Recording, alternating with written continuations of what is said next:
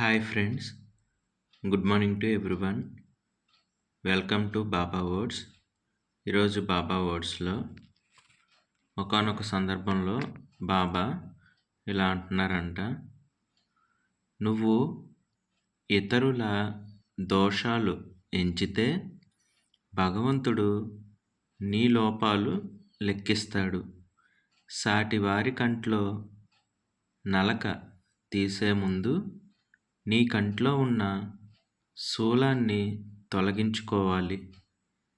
ఒకళ్ళని మనం నిందిస్తే వాళ్ళ పాపమంతా మనకి సంక్రమించి మనం కష్టపడి సంపాదించుకున్న పుణ్యం యావత్తు వారికి ప్రాప్తిస్తుంది.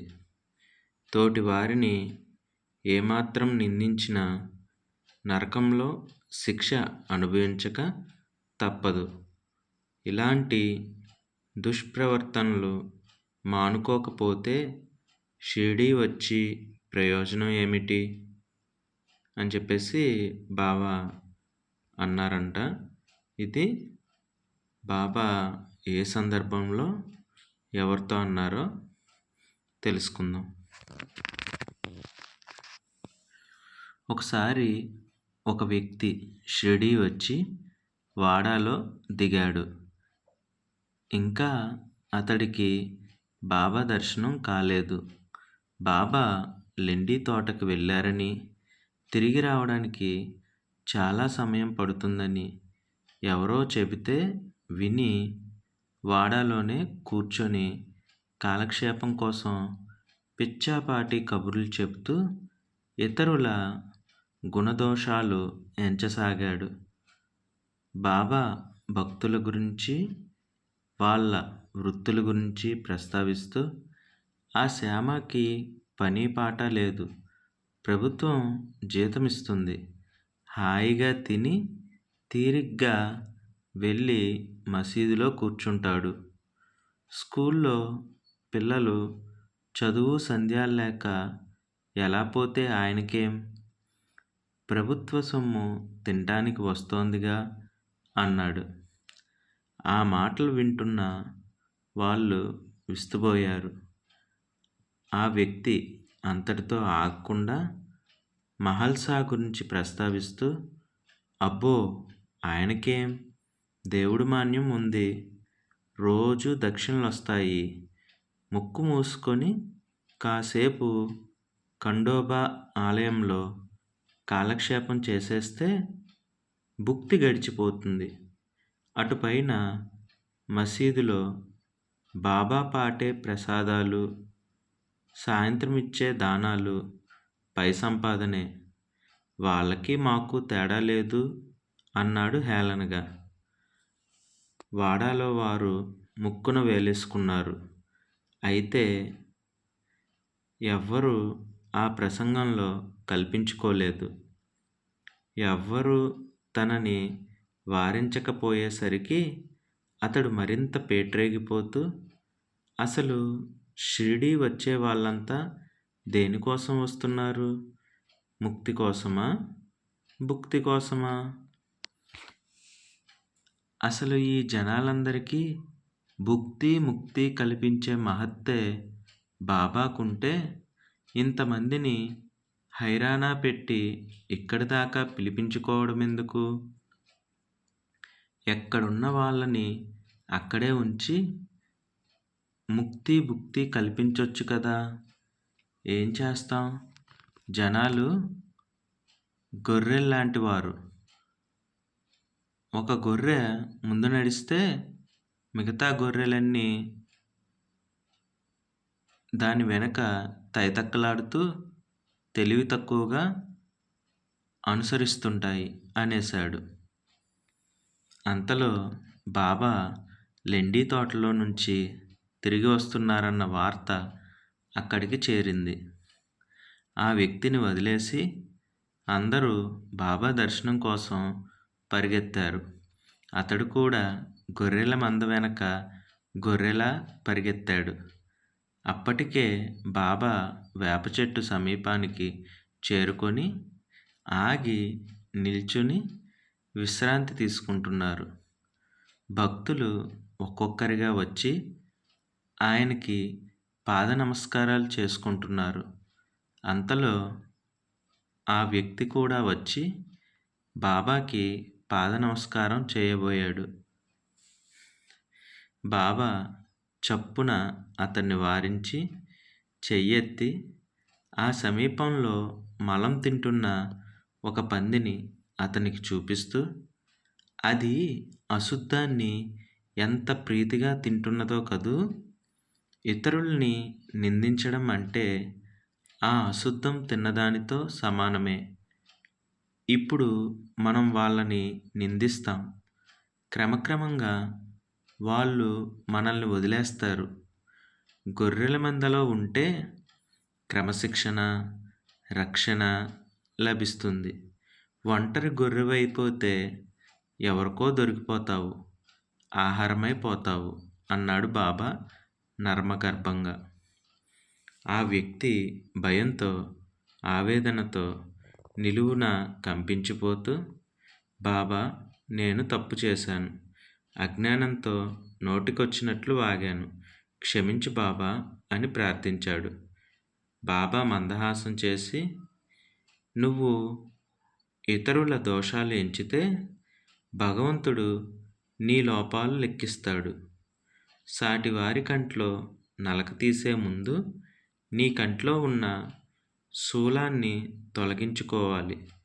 ఒకళ్ళని మనం నిందిస్తే వాళ్ళ పాపమంతా మనకి సంక్రమించి మనం కష్టపడి సంపాదించుకున్న పుణ్యం యావత్తు వారికి ప్రాప్తిస్తుంది.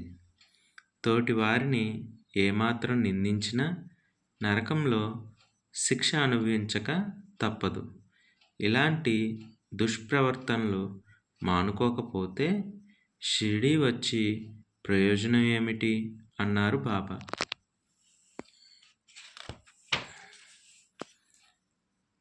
బాబా ఉపదేశంతో ఆ వ్యక్తి హృదయంలో ఉన్న కల్మషం మొత్తం కరిగి కన్నీరై బయటకొచ్చేసింది. అతడు బాబా పాదాలంటి నమస్కరిస్తూ, బాబా, నీ దయ, నీ అనుగ్రహం వల్లనే నేను షిరిడీ రాగలిగాను. నాలో ఈ మార్పు తీసుకురావడానికే నువ్వు నన్ను షిరిడీ రప్పించుకున్నావు. నన్ను సంస్కరించి నా ద్వారా ఎందరికో సందేశాన్నిచ్చావు. ఇక నుంచి నేను నీ దాసుని బాబా అని ఆర్తితో ప్రార్థిస్తూ బాబా పాదాలని కళ్ళకద్దుకున్నాడా వ్యక్తి. ఇలా బాబా పిలుపు అందుకొని ఎవరు ఎప్పుడు రావాలో అప్పుడే షిరిడీ వస్తున్నారు. బాబా అనుగ్రహంతో సంస్కరించబడుతున్నారు.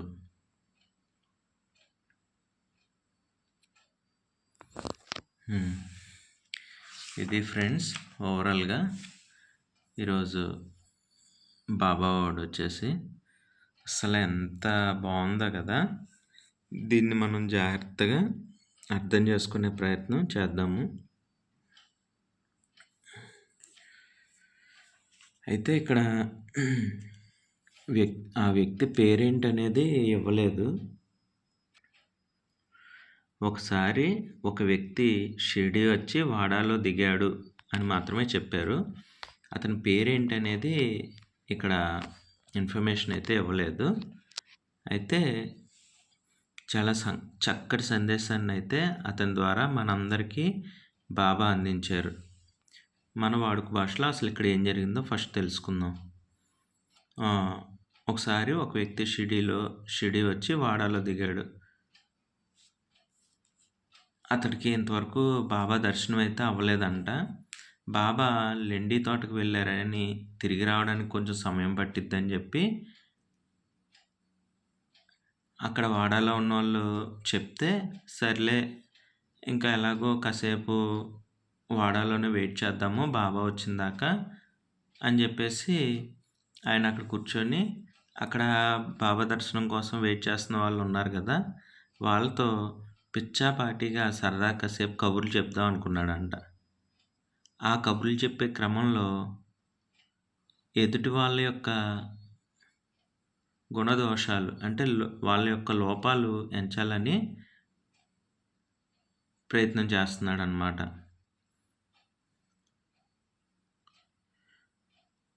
బాబా చుట్టూ ఉన్న భక్తుల గురించి, వాళ్ళు చేసే పనుల గురించి ప్రస్తావిస్తూ ఫస్ట్ ఆఫ్ ఆల్ శ్యామ గురించి స్టార్ట్ చేశాడంట. శ్యామ గురించి స్టార్ట్ చేసి, ఈ శ్యామకి పని పాట ఏం లేదు. ప్రభుత్వం జీతం ఇస్తుంది ఇతనికి. హాయిగా తినేసి తీరిగ్గా ఈ మసీదులో కూర్చుంటాడు. స్కూల్లో పిల్లలు చదువు సంధ్య లేకుండా ఎలా పోతే ఆయనకేం, ప్రభుత్వ సొమ్ము తినడానికి వస్తుంది కదా అని చెప్పేసి అన్నారంట శ్యామ గురించి. పిల్లల చదువుల గురించి ఏం అక్కర్లేదు, శ్యామకి ప్రభుత్వం జీతం ఇస్తుంది కదా, కమ్మగా కడుపు నిండా తిని తీరిగ్గా వచ్చి మసీదులో కూర్చుంటాడు ఈ శ్యామ అని చెప్పేసి శ్యామ గురించి మాట్లాడాడంట. మాట్లాడలేకి అక్కడ వాడాలో ఉన్న ప్రజలు అసలు ఏం మాట్లాడకుండా, ఏంటి ఇతను ఎవరో కొత్త వ్యక్తి వచ్చాడు, ఇష్టం వచ్చినట్టు మాట్లాడుతున్నాడు శ్యామ గురించి, అసలు శ్యామ గురించి ఇతనికి ఏం తెలుసు అన్నట్లు వింతగా చూస్తూ ఉన్నారనమాట. అసలు ఏంటి ఇతను ఇలా మాట్లాడుతున్నాడు అని చెప్పేసి వింతగా చూస్తున్నారు అతను వంక. తర్వాత శ్యామ గురించి అయిపోయింది కదా, ఇంకా మహల్సా గురించి మొదలుపెట్టాడంట. మహల్సా గురించి మాట్లాడుతూ ఏమన్నాడంటే, అబ్బో ఆయనకే దేవుడి మాన్యం ఉంది, రోజు దక్షిణలు వస్తాయి, ముక్కు మూసుకొని కాసేపు ఖండోబా ఆలయంలో కాలక్షేపం చేసేస్తే భుక్తి గడిచిపోతుంది. అటుపైన మసీదులో బాబా పాటే ప్రసాదాలు, సాయంత్రం ఇచ్చే దానాలు పై సంపాదనే, వాళ్ళకి మాకు తేడా లేదు అన్నాడంట. అంటే మహల్సా గురించి ప్రస్తావిస్తూ, మహల్సా కంట దేవుడు మాన్యం ఉందంట, రోజు దక్షిణలు వస్తున్నాయి అంట, కాసేపు ముక్కు మూసుకొని కాసేపు ఆ ఖండోబా ఆలయంలో కాలక్షేపం చేస్తే భుక్తి అంటే కడుపుకి ఆహారం భుక్తి లభిస్తుందంట, అంటే ఆహారం దొరికేస్తుంది. ఇంకా అవి కాకుండా మసీదులో బాబా పాటే ప్రసాదాలు, మసీదులో బాబా దగ్గర ప్రసాదం ఇస్తారు కదా, ఆ ప్రసాదాలు అంట, సాయంత్రం ఇచ్చే దానాలు పై సంపాదనే, సాయంత్రం పూట దానాలు వస్తాయి కదా, ఆ దానాలు ఇంకా అవన్నీ పై సంపాదనే, వాళ్ళకి మాకు తేడా లేదు అని చెప్పేసి మహల్సాపతిని కామెంట్ చేశాడు. అంటే హేళనగా అన్నాడు.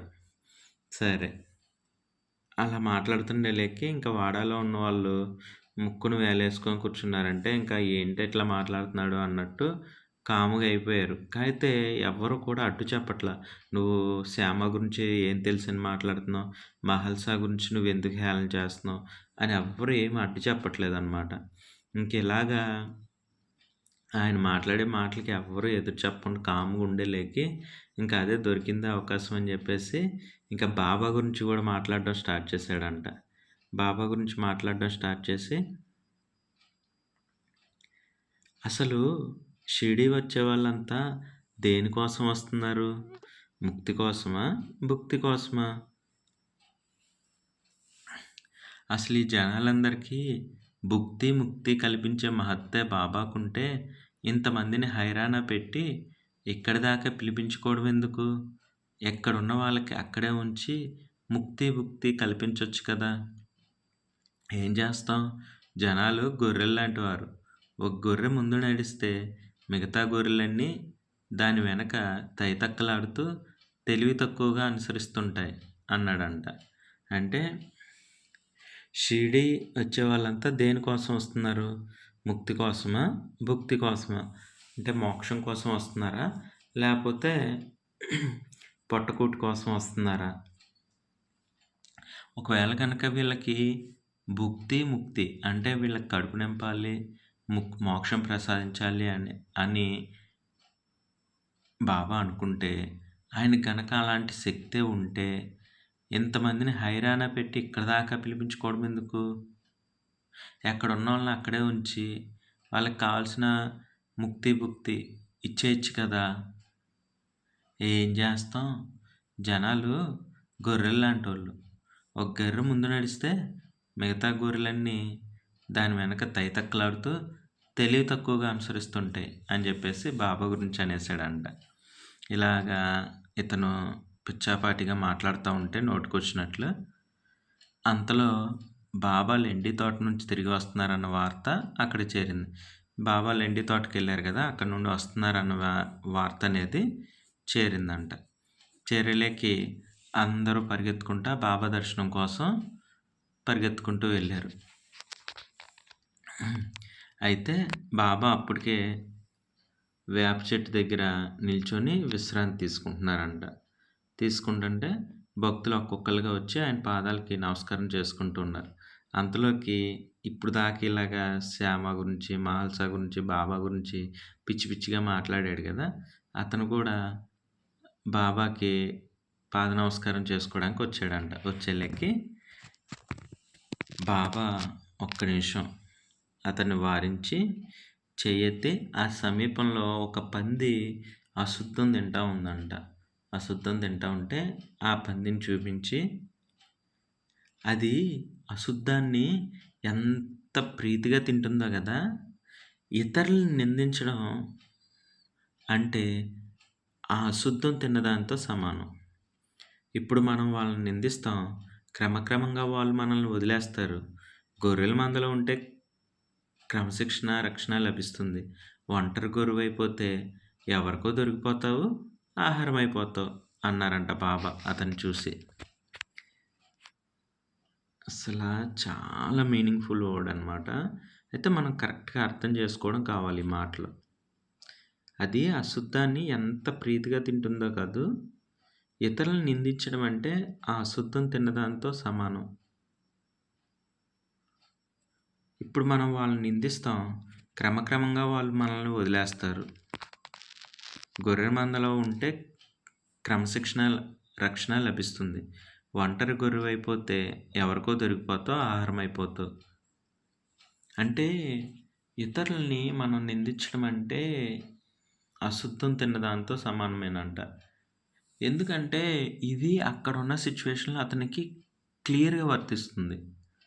అతనికి ఏం తెలుసు శ్యామ గురించి అట్లా నోటికొచ్చినట్టు మాట్లాడడానికి? మహల్సా గురించి ఏం తెలుసు? బాబా గురించి ఏం తెలుసు? నోటికి ఏదొస్తే అది మాట్లాడేయడమేనా? అసలు అతనెవరు? అతనికి మాట్లాడే అర్హత ఏముంది? ఈరోజు సమాజంలో కూడా ఇలాంటివి ఎక్కువ జరుగుతున్నాయి. ఎవరు ఊరు పేరు తెలియనోళ్ళు వస్తారు. నోటికొచ్చినట్టు మాట్లాడేస్తారు. కామ్‌గా వెళ్ళిపోతారు. అసలు అట్లా మనం ఒకళ్ళ గురించి మాట్లాడాలంటే ఫస్టు అతని గురించి పూర్తిగా తెలుసుకోవాలి. తెలుసుకున్న తర్వాత అందులో తప్పేంటి, ఒప్పేంటి తెలుసుకోవాలి. తెలుసుకున్న తర్వాత నీకు క్లారిటీగా వస్తే అది ఖచ్చితంగా తప్పు అనిపిస్తే అప్పుడు నీకు అవకాశం ఇస్తే మాట్లాడాలన్నమాట. అంతే తప్ప నోరుంది కదా అని ఇష్టం వచ్చినట్టు మాట్లాడితే ఒకసారి వెనక్కి తిరిగి నీ చరిత్ర చూసుకుంటే నువ్వు నిజంగా మాట్లాడడానికి అర్హుడైన వాడివేనా? అంత గొప్పవాడివా నువ్వు? ఇవన్నీ ఆలోచించుకోవాలన్నమాట. ప్రస్తుత సమాజానికి కొట్టినట్టు చెప్పిన సమాధానం ఈ మాటలు. ఇక నుండి ఎవరి గురించైనా మాట్లాడే ముందు వెనక ముందు ఆలోచించకుండా మాట్లాడేటట్టయితే ఈ ఇన్సిడెంట్‌ని గుర్తు తెచ్చుకోండి. ఇతను మనందరికీ సమాధానం చెప్పడానికి సరైన వ్యక్తి అన్నమాట ఇతను. ఇంకా ఇక్కడ ఇంకేం చెప్పారంటే అక్కడ అన్నారు కదా! గొర్రెల్లాగా జనాలు గొర్రెల్లాంటోళ్ళు. ఒక గొర్రె ముందు నడిస్తే మిగతా గొర్రెలన్నీ వెనకాల తైతక్కలాడుతూ తెలివి తక్కువగా అనుసరిస్తాయి అన్నారు కదా! దానికి ఒక మాట అన్నారనమాట. గొర్రెల మందలో ఉంటే క్రమశిక్షణ, రక్షణ లభిస్తుంది. ఒంటరి గొర్రెవైపోతే ఎవరికో దొరికిపోతావు, ఆహారం అయిపోతావు. నిజమే ఇది కూడా. గొర్రెల్ని మనం అనుకుంటా ఉంటాం, గొర్రె చూడరా, ఒక గొర్రె పోతే దాని వెనకాలే పోతుంది తోక ఊపుకుంటా. గొర్రెల మంద, గొర్రెల మంద అంటాం. కానీ ఒకసారి ఆలోచించారా? గొర్రెకి భయం ఎక్కువ. అది ఒంటరిగా ఉండాలంటే భయపడుతూ ఉంటది. అందుకే గుంపులో ఉండడానికి ఇష్టపడిద్ది. ఒక గొర్రె ఎటుపోతే మిగతా గొర్రెలు గూడా అలాగే అనుసరిస్తూ పోతాయి. అవి అలాగ ఒక లైన్‌లో వెళ్తూ ఉంటాయి గదా! ఎటు పడితే అటు పోకుండా. హ్మ్. బర్రెల్లాగా, మేకల్లాగా ఎటు పడితే అటు పోకుండా ఒకే గుంపులో వెళ్తూ ఉంటాయి. అవునా? ఎక్కడైనా ఒంటరిగా గొర్రెలు కనిపించడం చూడం మనం. గొర్రె ఉంటే గుంపులోనే ఉంటది. అలా ఉండడం వలన దానికి క్రమశిక్షణ అనేది అలవాటవుతుంది. రక్షణ ఉంటుంది ముఖ్యంగా. ఒక గుంపులో ఉంటే ఒక పులి దాడికొచ్చినా పర్టిక్యులర్‌గా మన మీద దాడి చేయదు. అన్నిటి మీద దాడి చేస్తది. అంటే ఎంతో కొంత మనకు సేఫ్టీ ఉంటది. సరే ఈ గొర్రెలన్నీ ఒకే ఏరియాలో ఉంటాయి కాబట్టి కాపలాదారుడు వాటి దగ్గరే ఉంటాడు. అంతేగాని ఈస్ట్‌కొకటి, వెస్ట్‌కొకటి తలా దిక్కులో ఉందనుకో, కాపరి ఎవరి దగ్గర ఉంటాడు? సో, ఆ రకంగా ఆలోచిస్తే రక్షణ లభిస్తుంది. అదే ఒంటరి గొర్రె అయితే ఎవరో ఒకరికి దొరికిపోతావు. ఆహారం అయిపోతావు. ఒంటరిగా ఒక్క గొర్రె సింగిల్‌గా ఉంటే ఎవరో ఒకళ్ళు దాన్ని క్యాచ్ చేయాలని ట్రై చేస్తారు. పట్టుకోవాలని. అదే గుంపులో ఉందనుకో ఏ గొర్రెనని పట్టుకుంటాడు? ఇవి బావ అతనితో అన్న మాటలనమాట. ఈ మాటలన్న తర్వాత ఇంకా, ఇంకా ఆ వ్యక్తి అయితే భయంతో, ఆవేదనతో నిలువున వణికిపోతున్నాడు. బాబా తప్పు చేశాను. అజ్ఞానంతో నోటికొచ్చినట్టు వాగాను. క్షమించు బాబా అని చెప్పేసి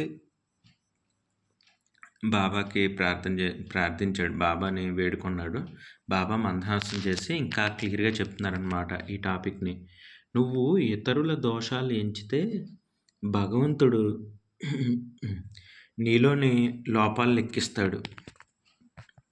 సాటి వారి కంట్లో నలక తీసే ముందు నీ కంట్లో ఉన్న శూలాన్ని తొలగించుకోవాలి.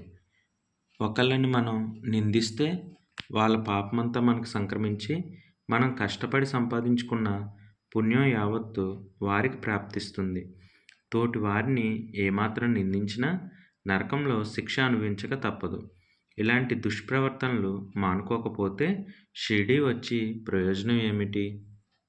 చూడండి ఎంత చక్కగా చెప్తున్నారు చూడండి బాబా క్లియర్ కట్‌గా. నువ్వు ఇతరుల దోషాలు ఎంచితే భగవంతుడు నీ లోపాలు లెక్కిస్తాడు. ఇక్కడ ఇతనేమంటున్నాడు? శ్యామ గురించి మాట్లాడేస్తున్నాడు ఓ తెగ. ఈ శ్యామకేం పని పాట లేదు. పిల్లల్ని పట్టించుకోడు. ప్రభుత్వం డబ్బిస్తుంది. హాయిగా తిని కూర్చుంటున్నాడు. పిల్లలు ఎలా పోతే ఈయనకేమి? ఆయనకి సొమ్ము వచ్చేస్తుంది కదా అంటున్నాడు. అసలు నువ్వు చూసావా? పిల్లల్ని గాలికి వదిలేసాడేమో శ్యామ అని. అసలు శ్యామ టీచర్. అతని గురించి మాట్లాడే రైట్స్ నీకు ఎవరిచ్చారు? అతను అడిగాడా నా గురించి మాట్లాడు బాబు అని? అంటే పిచ్చాపాటి టైం పాస్‌కి నువ్వు మాట్లాడేసావు శ్యామ గురించి. అలాగే మహల్సా గురించి మాట్లాడేసావు. బాబా గురించి మాట్లాడేస్తున్నావు. నీకేం తెలుసని మాట్లాడుతున్నావు బాబా గురించి? ఆయనకొక పద్ధతుంది. ఆయన 12 ఏళ్ళు తపస్సు చేసి గురువు యొక్క ఆశీర్వాదంతో భగవత్ సాక్షాత్కారం పొందిన తర్వాత కూడా ప్రకృతి ఆయనకి సహకరిస్తున్న తర్వాత కూడా ఒక సింపుల్ నార్మల్ పర్సన్ లాగా ఒక సాధారణ మనిషిలాగే అక్కడ జీవించాడు. అంత శక్తులున్నా కూడా. ఏం తెలుసని బాబా గురించి మాట్లాడేస్తున్నావు మరి నువ్వు? అందుకని నువ్వు ఇతరుల దోషాలు ఎంచితే భగవంతుడు నీ లోపాలు లెక్కిస్తాడు. మరి అదే కదా మెయిను. నీ గురించి నువ్వు తెలుసుకోవాలి కదా! నీకు అసలు మాట్లాడే అర్హత ఉందా? బాబా గురించి, మహల్సా గురించి, శ్యామ గురించి. సో, నువ్వు ఇతరుల దోషాలు ఎంచితే భగవంతుడు నీ లోపాలు లెక్కిస్తాడు. సాటి వారి కంట్లో నలక తీసే ముందు నీ కంట్లో ఉన్న శూలాన్ని తొలగించుకోవాలి. ముందు నీది మంచి బుద్ధి అయితే, నువ్వు జ్ఞానవంతుడివైతే ఇతరుల గురించి ఇష్టం వచ్చినట్టు మాట్లాడవు. ఇప్పుడు నువ్వు శ్యామని ఉద్ధరిద్దామనో, లేకపోతే మహల్సాపతిని ఉద్ధరిద్దామనో, బాబాని ఉద్ధరిద్దామో అని మాట్లాడే ముందు అసలు నువ్వెంత ఉద్ధరించబడ్డావు? నువ్వెంత గొప్పోడివి? ముందు నీ మనసులో ఉన్న కల్మషాలని, ఆ చెడు ఆలోచనలని తీసేస్తే అప్పుడు నువ్వు ఇతరుల గురించి మాట్లాడొచ్చు. బాబా గురించో, శ్యామ గురించో, మహల్సా గురించో. ఒకళ్ళని మనం నిందిస్తే వాళ్ళ పాపమంతా మనకు సంక్రమించి మనం కష్టపడి సంపాదించుకున్న పుణ్యం యావత్తు వాడికి ప్రాప్తిస్తుంది. ఇప్పుడు నువ్వు శ్యామ గురించి, బాబా గురించి, మహల్సా గురించి ఇట్లా మాట్లాడడం వలన నీకే నీకేమీ రాదు. నీకు పాపమొస్తదనమాట. ఆ చుట్టూ ఉన్న జనం అనుకుంటారు, అయ్యా! పాపం అనవసరంగా శ్యామ గురించి నోరు జారుతున్నాడు ఈయన. ఏం మనిషి ఈడు. మహల్సా గురించి నోటికొచ్చినట్టు మాట్లాడుతున్నాడు. అయ్య బాబా గురించి కూడా ఇట్లా మాట్లాడుతున్నాడా? ఈడేం మనిషి ఈడు అని చెప్పేసి ఆ చుట్టూ వాళ్ళు అనుకుంటారు గదా! ఆ పాపమొస్తదనమాట నీకు. అలా మాట్లాడడం వలన. నీకేం పుణ్యం రాదు. దాని ద్వారా ఏమవుద్దంటే పాపపుణ్యాలు బ్యాలెన్స్ అవుతూ ఉంటాయి గదా! అలా అనవసరంగా వాళ్ళని నిందించడం వలన నీకున్న పుణ్యం ఎంతో పుణ్యం నువ్వు సంపాదించుకున్నది కూడా పోద్దనమాట. తోటి వారిని ఏమాత్రం నిందించినా నరకంలో శిక్ష అనుభవించక తప్పదు. ఇలాంటి దుష్ప్రవర్తనలు మానుకోకపోతే షిరిడీ వచ్చి కూడా ప్రయోజనం ఏంటి అని చెప్పేసి అతన్ని బాబా అనడం జరిగింది మందహాసంతో. సో, ఇక్కడ నేను హాఫ్ అన్ అవర్ టైం తీసుకొని పర్టిక్యులర్‌గా ఇది ఎక్స్‌ప్లెయిన్ చేస్తున్నాను అంటే, ఇది మన ప్రస్తుత సమాజానికి కరెక్ట్‌గా అవసరమైన మెసేజ్ అనమాట. ఇప్పుడు రోజుల్లో జనాలందరూ ఇదే చేస్తున్నారు. కాస్తంత టైం దొరికితే ఇంకా నేనే అబ్దుల్ కలాం, నేనే అంబేద్కర్‌ని, నేనే గొప్పోడిని, ఇంక నా అంతటోడు లేడు భూమి మీద అన్నట్టు ప్రతి ఒక్కళ్ళ గురించి ఇష్టం వచ్చినట్టు మాట్లాడేస్తున్నారు. నోటికి ఏదొస్తే అది మాట్లాడేస్తున్నారు. ఈ బాబా వర్డ్ గనక బాబా భక్తుల్లో ఎవరు విన్నా, కొత్త వాళ్ళు బాబా భక్తులు కాని వారు విన్నా కూడా ఒక్కటి అర్థం చేసుకోండి. బాబా చెప్పిన మాటల్లోని అంతరార్థాన్ని అర్థం చేసుకోండి. మనం ఒకళ్ళ గురించి నోటికొచ్చినట్టు అసలు ఎందుకు మాట్లాడాలి? మనకి ఏం అర్హత ఉందని మాట్లాడాలి? మనం ఒకళ్ళ గురించి మాట్లాడాలంటే మెయిన్‌గా 2 విషయాలు తెలుసుకోండి. ఒకటి, మనం ఎవరి గురించి మాట్లాడుతున్నాం? అతని గురించి మనకు క్లియర్‌గా తెలుసా? అతను నిజంగా మంచివాడా? చెడ్డవాడా? ఫస్ట్ అవి తెలుసుకోండి. అతని గురించి తెలుసుకోండి. తెలుసుకున్న వెంటనే మళ్ళీ మాట్లాడమని కాదు. నెక్స్ట్ మినిట్ మీరు చేయాల్సిన పనేంటంటే, మీ గురించి తెలుసుకోండి. మీరంత గొప్పోళ్ళా? ఆయన గురించి మాట్లాడే అంత అర్హత మీకుందా? అసలు మీరేం సాధించారు లైఫ్‌లో? మీకే జ్ఞానం ఉంది? మీరేం చదువుకున్నారు? ఇవి కూడా ఆలోచించుకోవాలన్నమాట.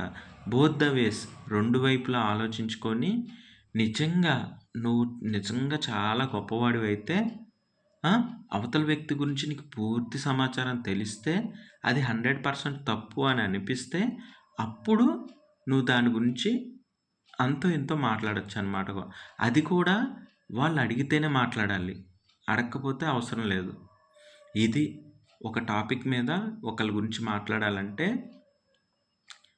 మనం తెలుసుకోవాల్సిన ముఖ్యమైన విషయాలు. అంతే తప్ప ఏది పడితే అది, ఎలా పడితే అలా మాట్లాడితే చూపిచ్చారు గదా!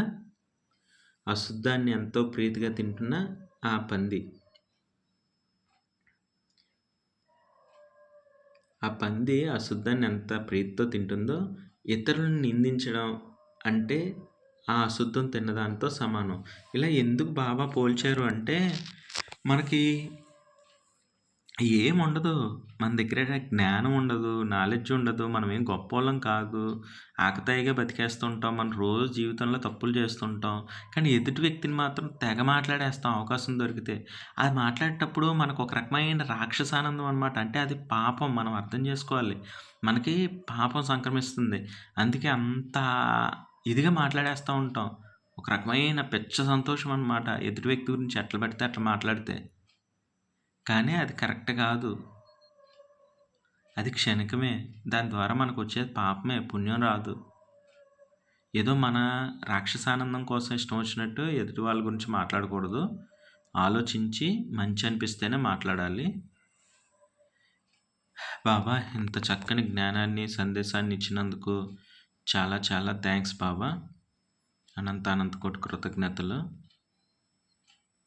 బాబా భక్తులందరూ బాబా ఈ సందేశాన్ని మీరు అర్థం చేసుకుంటారని మనస్ఫూర్తిగా కోరుకుంటున్నాను. Thank you God for everything. Om Sairam, Om Sairam, Om Sairam.